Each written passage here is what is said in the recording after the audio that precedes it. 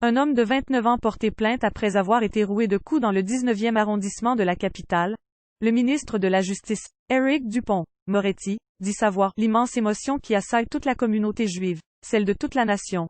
À 2 pas de l'avenue de Flandre, de ses commerces, et à quelques minutes du parc de la Villette dans le nord, est parisien. David, 29 ans et kippa sur la tête, était violemment agressé jeudi août.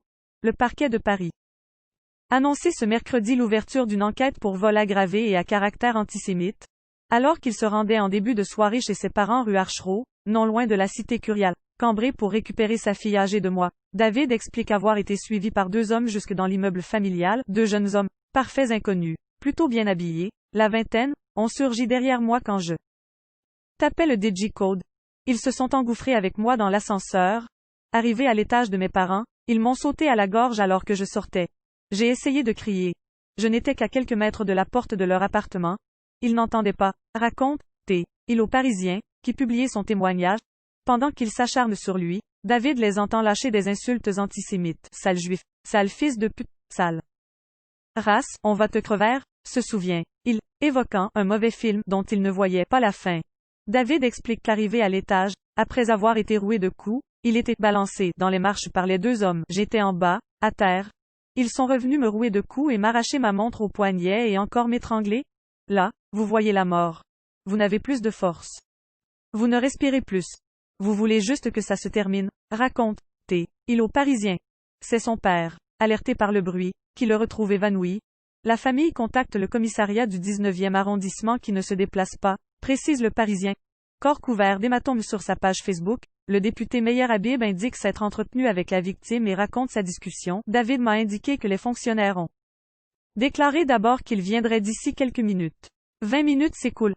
David, choqué, blessé, rappelle plusieurs fois avant d'être rabroué par les policiers, l'un d'entre eux le menaçant même de faire un rapport. Trouvant la victime trop impatiente, David porte finalement plainte dans le Val-de-Marne, là où il réside, pour Samy Gozlan, ancien commissaire à la retraite et président du Bureau national de vigilance contre l'antisémitisme, BNVCA. Le mobile de cet acte n'était pas le vol mais bien la haine et la violence anti-juive.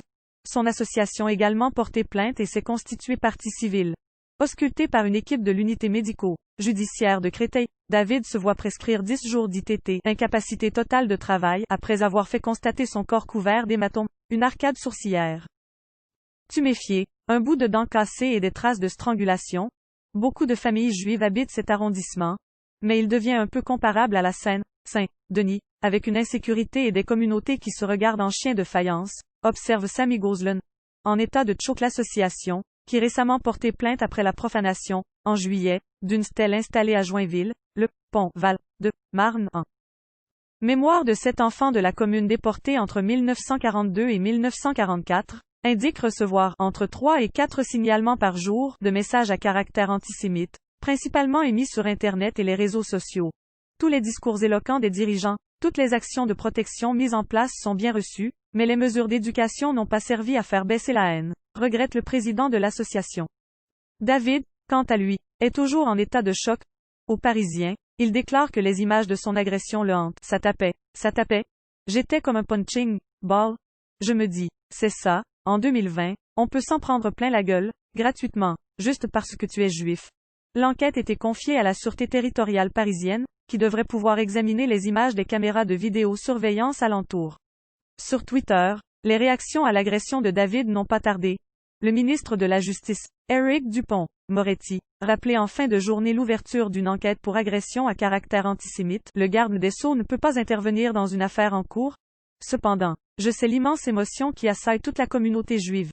C'est l'émotion de toute la nation et bien sûr la mienne.